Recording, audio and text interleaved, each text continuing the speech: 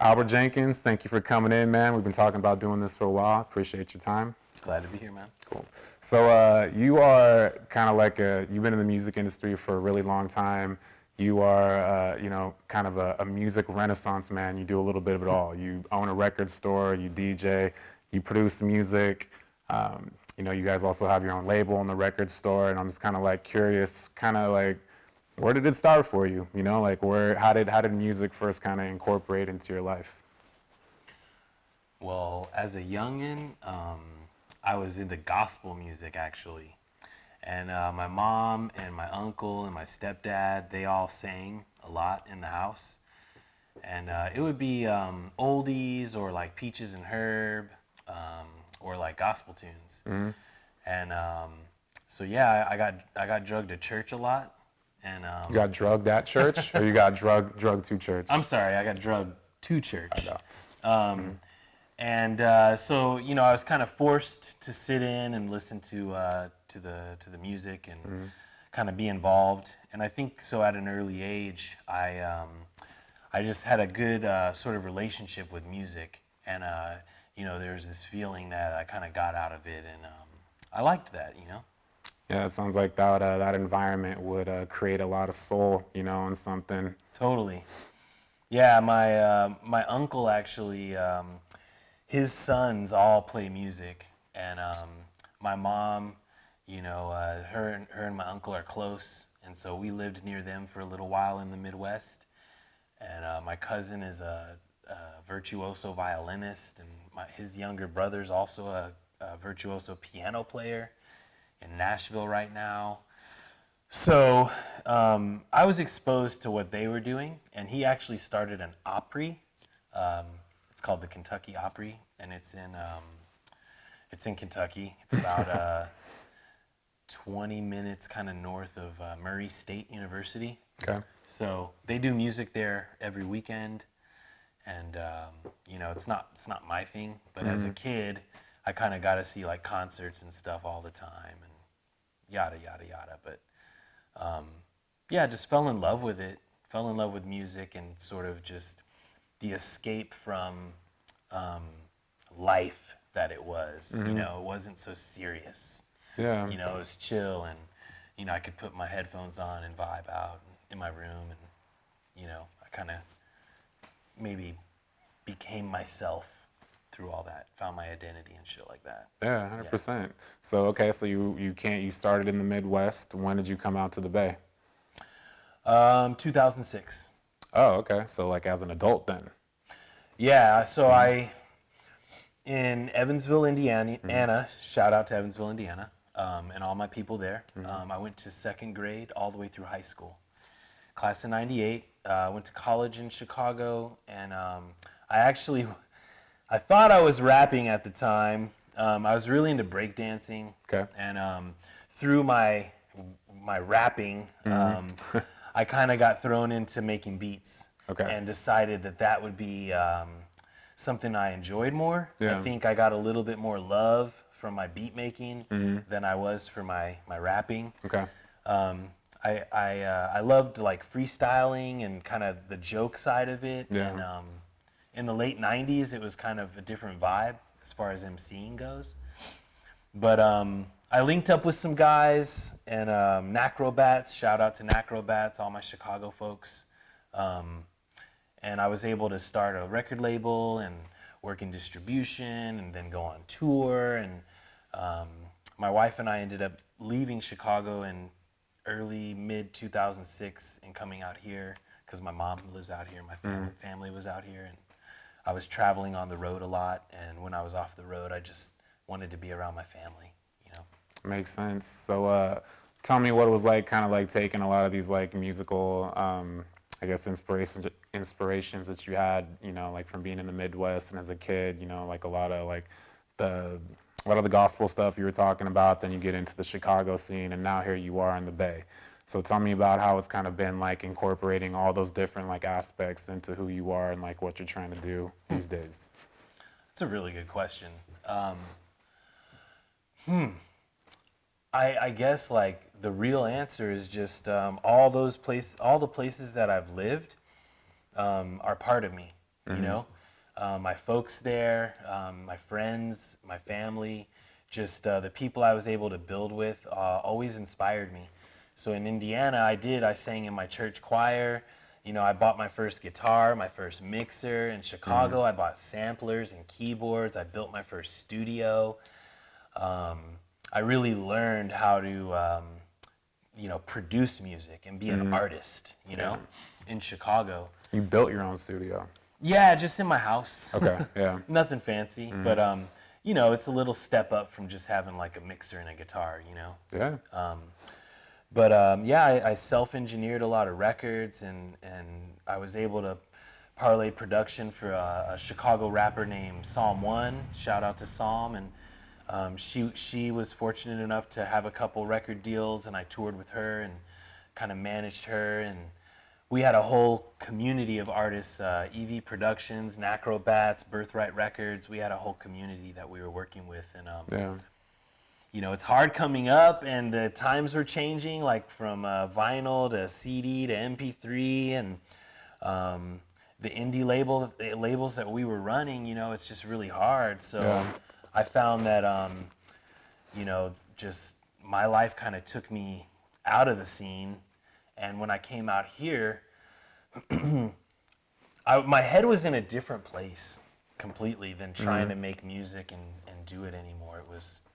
It was more of like being with my family, and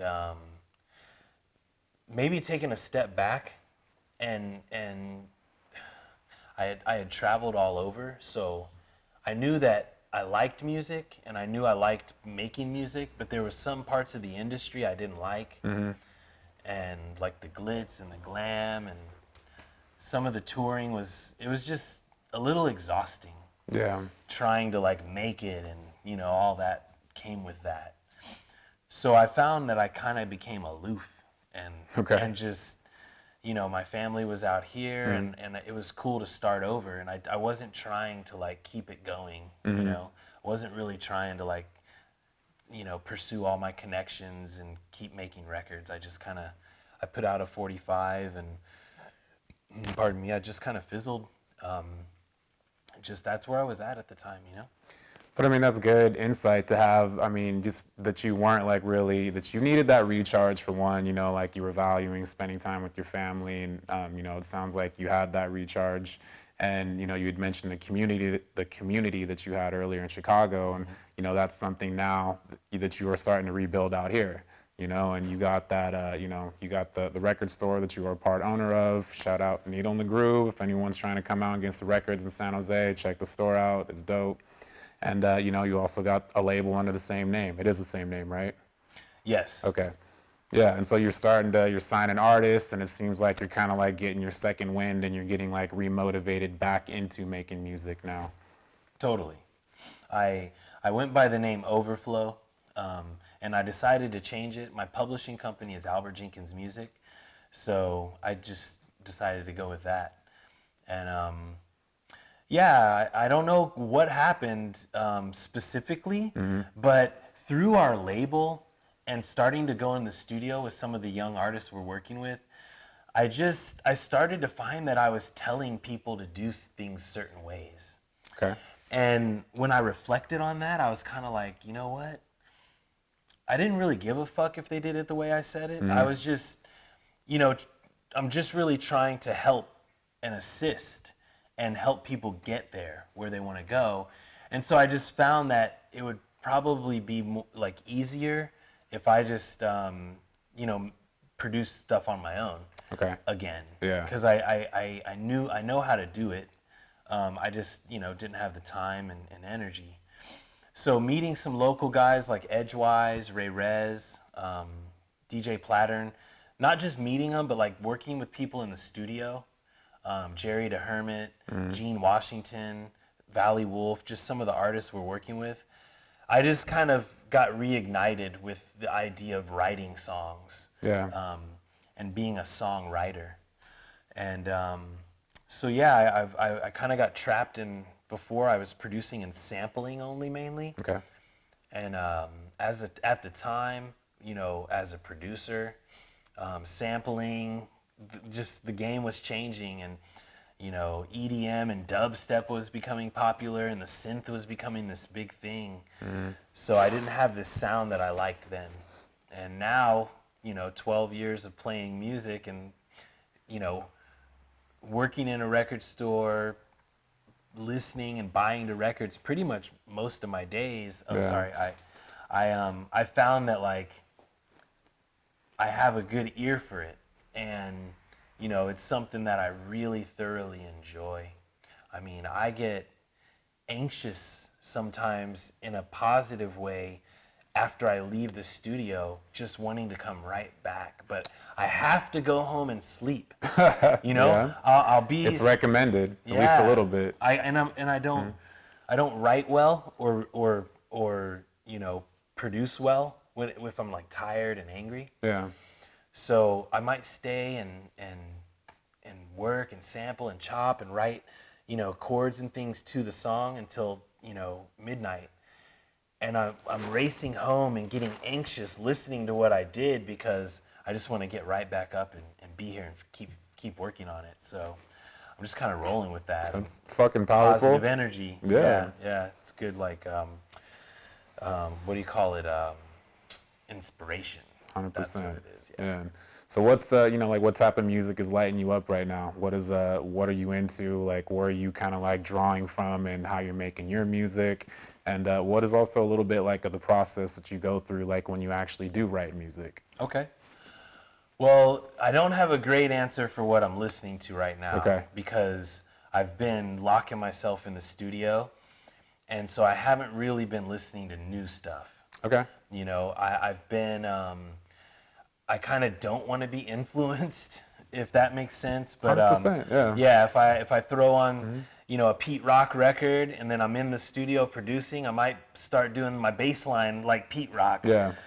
So much respect to Pete Rock. That's one of the gods of this shit, But they already got a Pete Rock, right? yeah, and I'm not a biter. Jenkins. I'm not a biter, Yeah. So I want to give respect to, the people who I loved growing up, like RZA and Pete Rock and DJ Premier, LP, Timbaland, Madlib, Dr. Dre.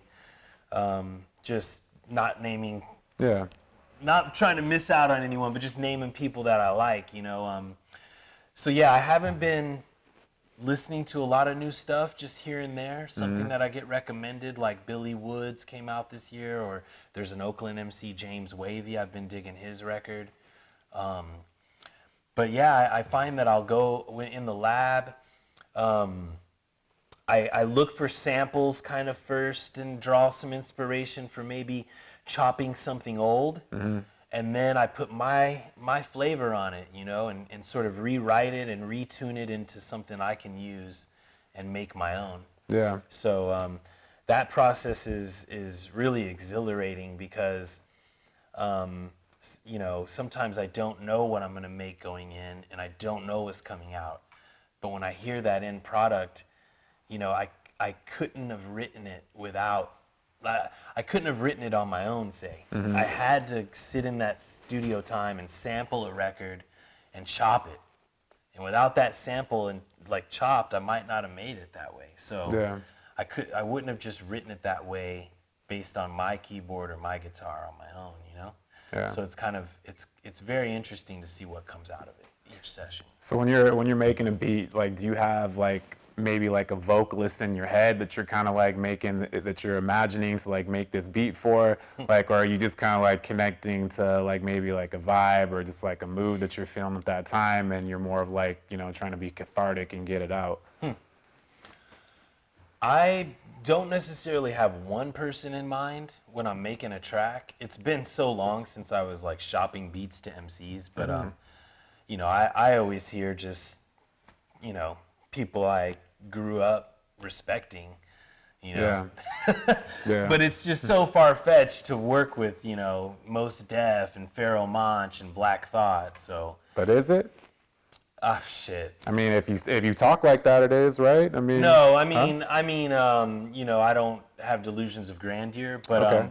I am in the lab. Yeah. And I'm working hard. But, when I hear hip hop, sometimes maybe it's these voices that I grew up hearing, almost like fathers that were in my dreams, Yeah. teaching me the ways of the street and shit.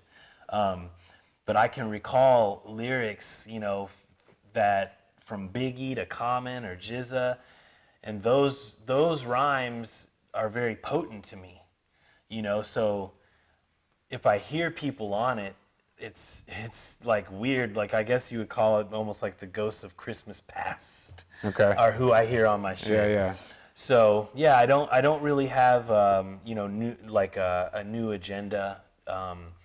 I just know that I got hard beats with hard drums, and it's some real shit. Very soulful. Some of it's a little moody and dark, but it's just my flavor, And I'm just trying to build with the right artist, the right mind, a good voice, just on some real shit, some hip hop Yeah, shit. that moody and dark is right up my alley, man. That's Okay, for sure. okay. But so you had mentioned something back there too that I'm glad you did because it made me. We were talking earlier about you had said you got your 10-year plan, right? Like how you're Okay. you're getting refocused into music and you just literally I'm trying to put in 10 years into this, to get to where I want to be. And then you had mentioned earlier that you don't have any delusions of grandeur, when I said that, you could work with Mos Def and all that. But I thought that was dope that you actually were thinking, that your mentality was I'm here to just put this work in and get on the grind, and I'm not expecting overnight success. I'm not trying to fucking be some star fucking tomorrow. Yeah. I'm trying to put the work in and really fucking make this happen. Definitely. So what is the 10-year plan, man? Where did that come from? I don't know. Maybe it's just my personal approach to things in general, but when I started the store, the shop we opened in 2014, and I just, in my head, I came up with 2 years, 5 years, and 10 years. Okay. And I tried to set goals for what I was trying to do with the shop and the brand. And I haven't reached all of those, but we have grown, and we've exceeded my goals and expectations for the first 5 years, so that's actually really good. Yeah. But yeah, I guess that's just my approach.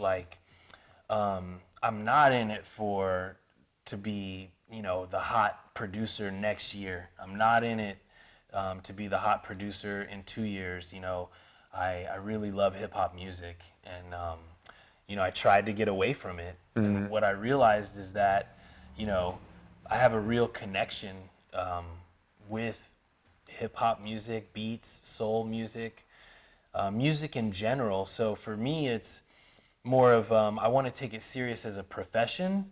So I want to give it time. I want to give myself time to really be able to write some songs and see what sticks.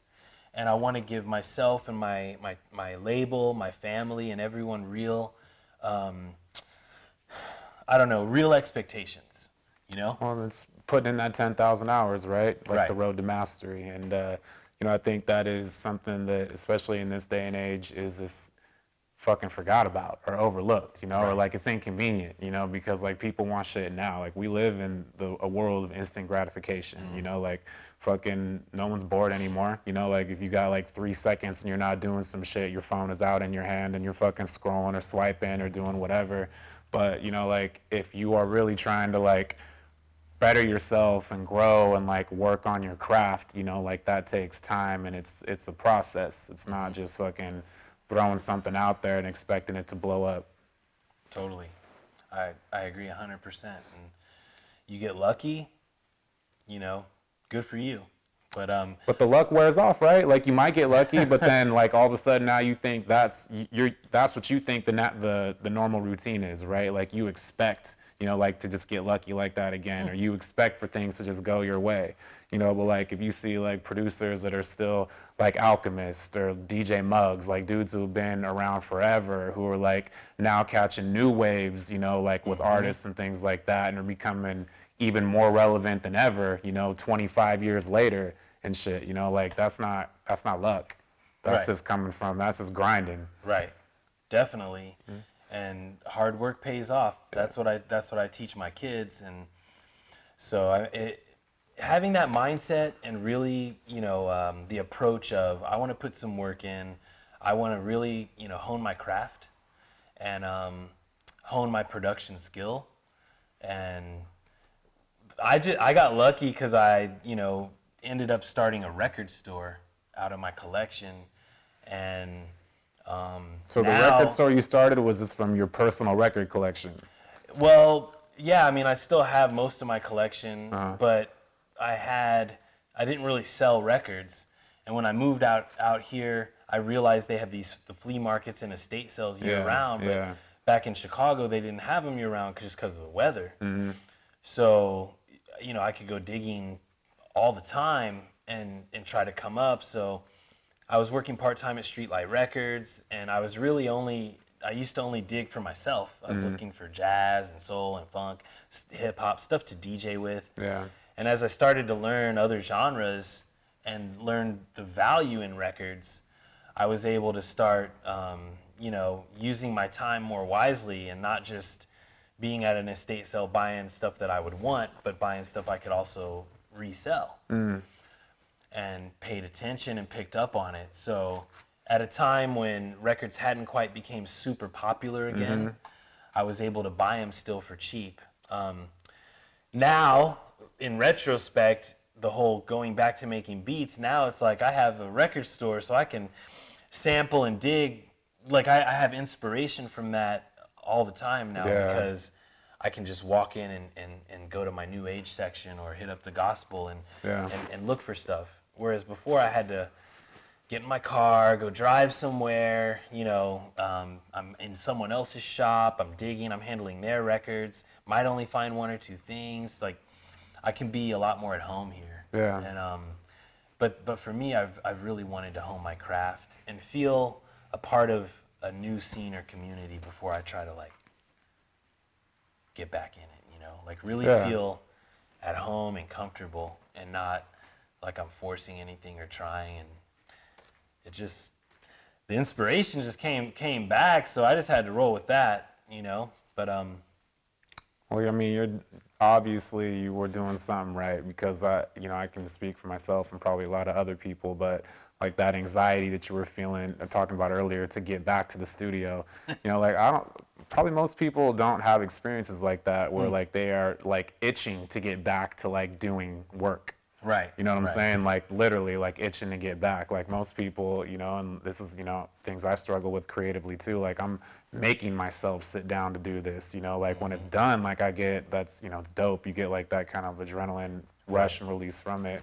But like I'm still like, to actually go and create something, I'm still like kind of having to drag myself along the way. It's true, man.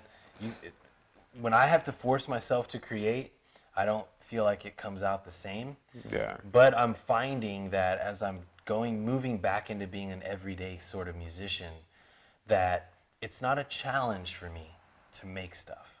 So I don't really ever feel like right now I'm forcing myself at all.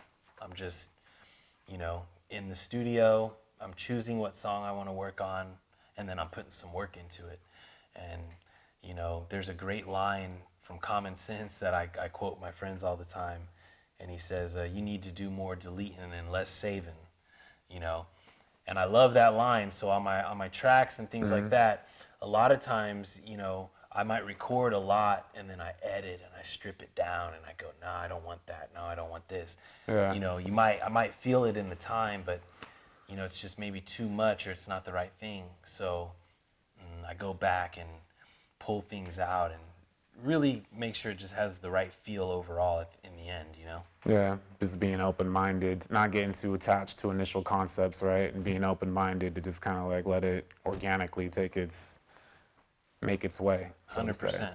But we've talked a couple different times about community. It's came up, and what do you see like out of the music community around you? I mean, like it comes through your doors every day. Like here, like owning a record store, but you're also involved in the music scene with artists and things like that. You guys, as a crew, go out and DJ and stuff too.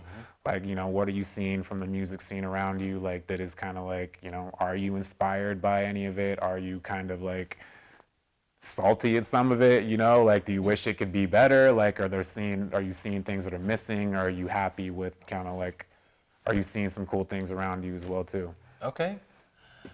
Well, a lot of people like to bitch about their scenes. It's not really me.